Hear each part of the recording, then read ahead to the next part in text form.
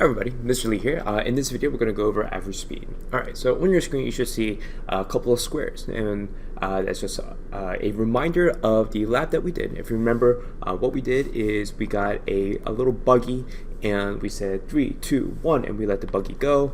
And after X amount of seconds, we put down post-it notes along the way, right?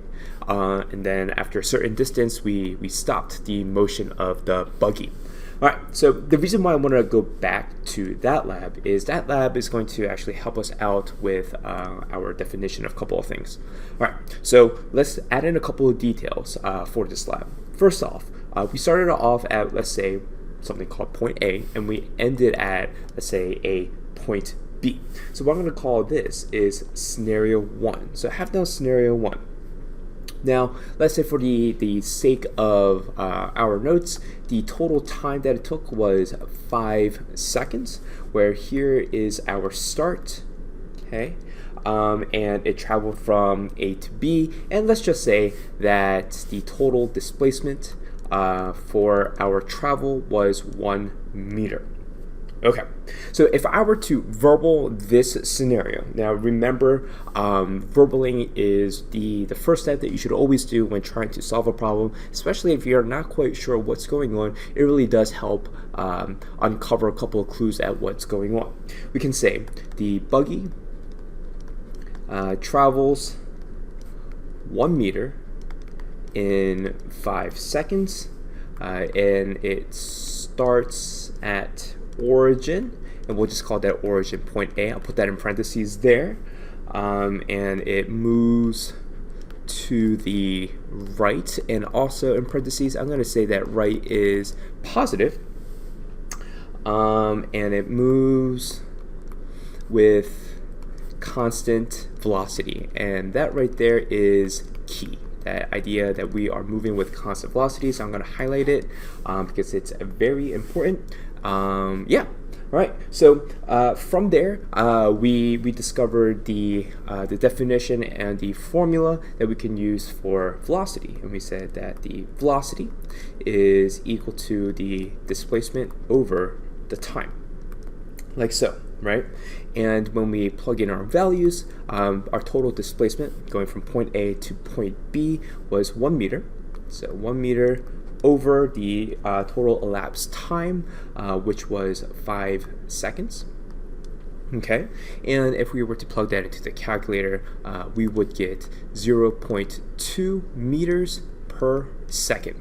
Now, I do have a lot of students that ask me, why must we reduce our final answer, right? Why can't we leave it as 1/5 meters per second?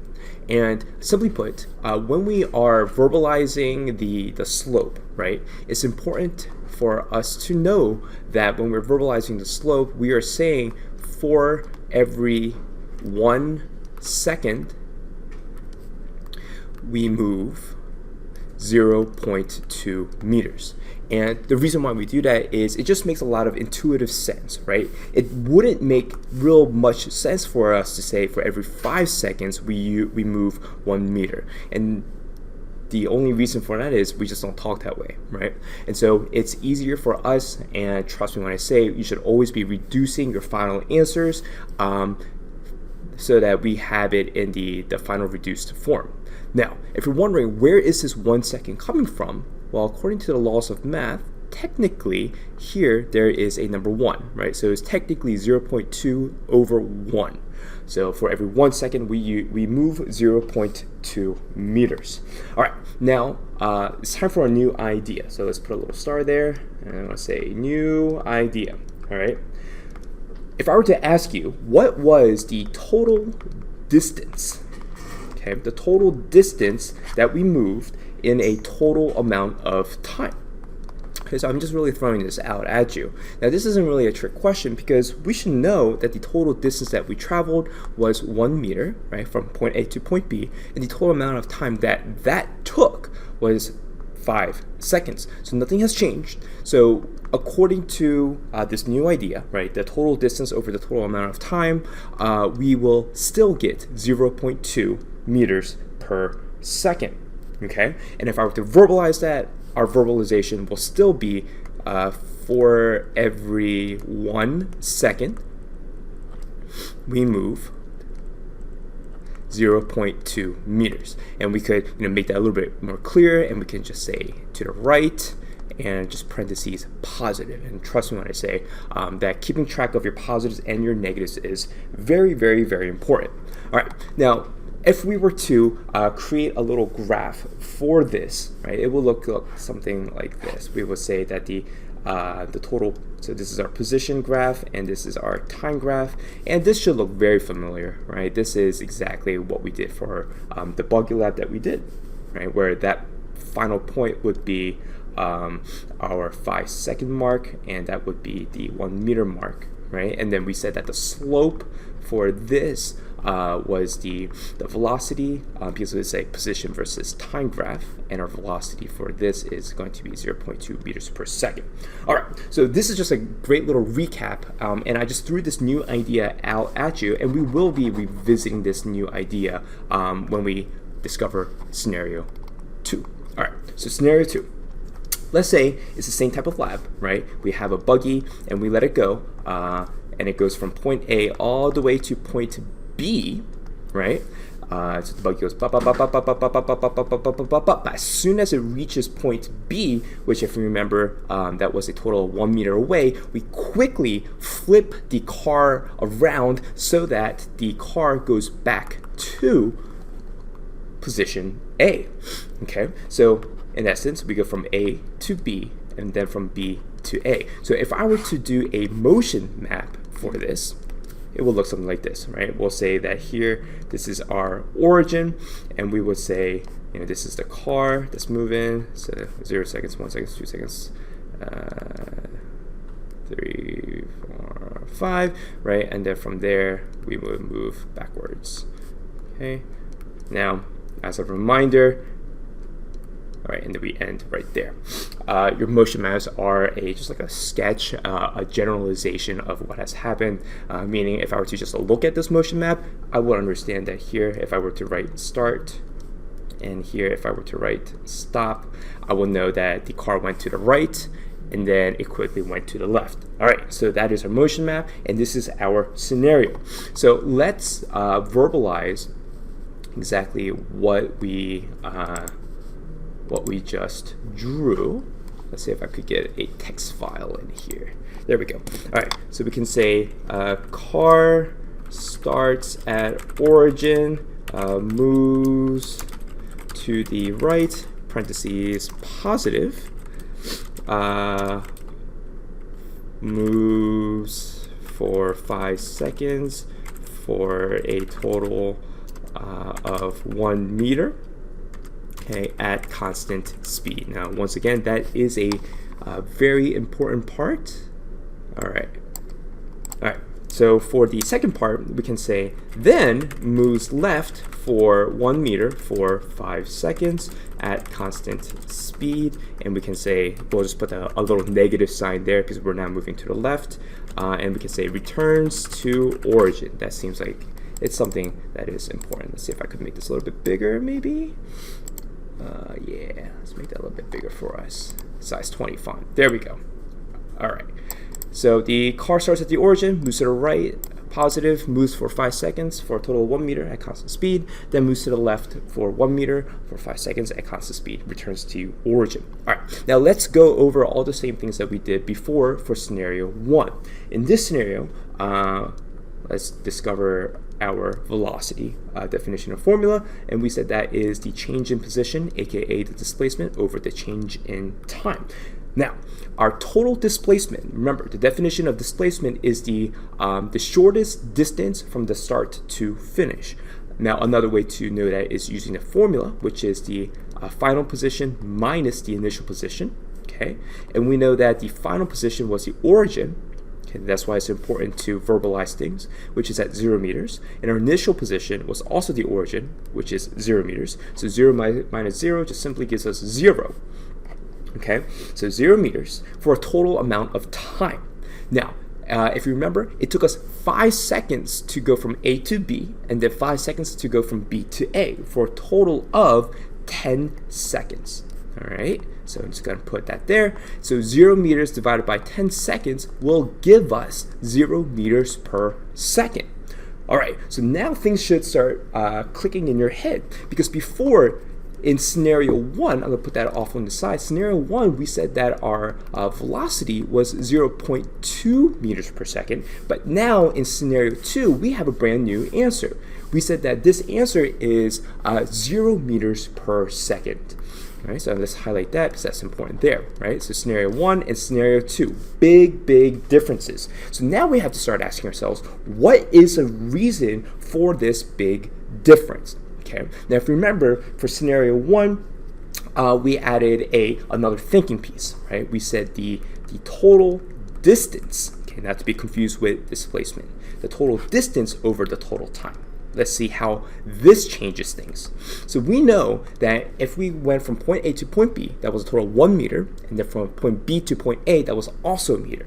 So our total distance would be 2 meters, and the total amount of time is still going to be 10 seconds. All right, so if we plug that into the calculator, we would get 0.2 meters per second. Now, at this moment, we should be having these aha kind of moments. All right, so we know that in scenario 1, our velocity was 0.2 meters per second, but in scenario 2, our velocity was 0 meters per second. Simply for the fact that we just return back to the beginning, and simply because we use the definition of displacement.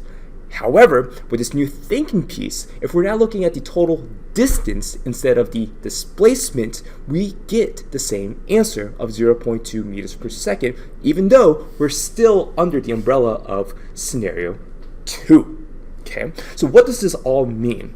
Now, in order to really understand what's going on here, let's just add one additional piece to it, like I did in scenario 1.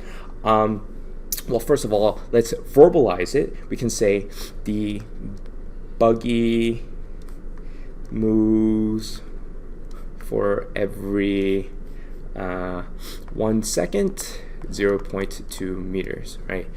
We could probably clean that up a little bit, but there we go. All right. Now, what this means, whenever we are using the idea of distance versus displacement, okay? Distance over time versus displacement over time. Okay, we know that this means velocity, but we just saw that if we are using the total distance over the total time, we now have a new definition, and this is what we call average speed. Okay, because the big idea here is that the buggy is still the same buggy. So in scenario 1, if we found out the buggy's velocity was 0.2 meters per second, wouldn't it make sense that in scenario 2, still the same buggy, right? Nothing has changed, that the buggy will still be moving at 0.2 meters per second. But according to the math, we saw that if we use the definition of velocity, it turns out to be 0 meters per second. And the idea behind that is because, well, displacement only cares about the starting and the end point. It's as if the whole journey in between didn't matter, right? So if you're starting and you're ending at the same spot, you know, did it even matter that you even moved at all? Versus the idea of speed, where speed actually cares about the journey, right? And that's what we call the total distance, the actual journey itself. And if we do that, we see that the average speed of 0.2 meters per second matches the velocity of the car, which is 0.2 meters per second, which proves that the car hasn't changed at all. The car is still the car, right? We didn't give it rocket boosters or we didn't push it or anything, right? There was nothing modified about the car. Now, here's what's really cool about using this idea with graphs. So, if we were to create a position versus time graph, right? We would create a graph that looks something like this. So from point A to point B, okay? Nothing new there. That's just like scenario 1. But when we quickly turn it around, it goes back to the start. Okay, so let's make that a little bit darker there for us to see. All right. Now, the idea of displacement only caring about the starting and the ending position, we can see it here, where, well, let's just do a quick little reminder. that the slope is equal to the displacement over the time, okay, for a position time graph. So if we are looking at this graph here, okay, and we know that for scenario 2, the velocity should be 0 meters per second, and we only care about the start and the end, we can get that slope by locating the starting and the end and by connecting the line there, right? So if we connect the line there, because that slope or that line is a flat line, that flat line's slope is in fact 0 meters per second. Now let's compare that to a distance versus time graph. So we have a, let's make it a little bit bigger, a distance versus time graph where the units for distance is still meters. All right, so we have the first part where we go from A to B, right? So there's A to B, okay? And we know that this slope here is still 0.2 meters per second, but then remember we turned it around, we made it go backwards, but because we're only caring about the distance, it's still going forward. Okay, now because this is all part of the same line, even this part is a slope of 0.2 meters per second. Well, technically we should call this all the average speed. Okay, so if you see this graph here, we can see that this graph resembles a lot like the very first graph that we drew for scenario 1, where the idea of the average speed only cares about the distance, and the definition of velocity only cares about displacement. Alrighty, well that's that. I'll see y'all later. Bye-bye.